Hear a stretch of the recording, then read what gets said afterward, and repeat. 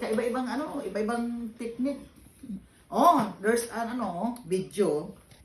You're getting a video. Okay. I will start na. We're going to take a topic about I am prayerful. Okay? Focus eyes on the book. In Gabi's JMRC class, Teacher Socorro assign each student to share a unique life experience where they can learn from.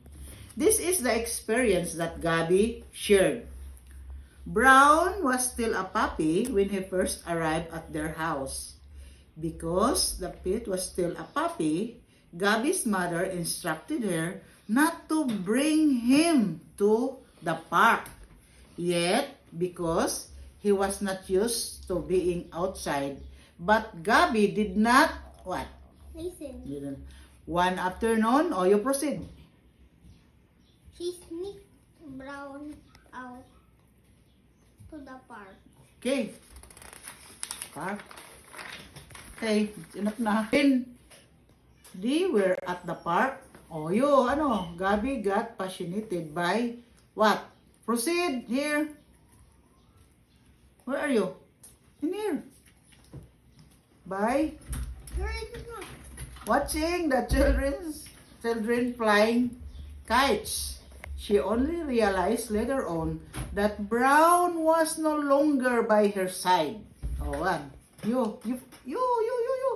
Your turn. No. Gabi was extremely what?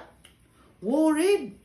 She searched around the park to find her pet, but she could not find him. When she was about to lose hope, Gabi thought of what?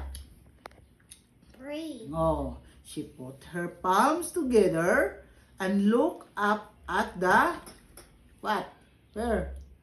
Sky. Then she prayed earnestly. This is what she said in her prayer.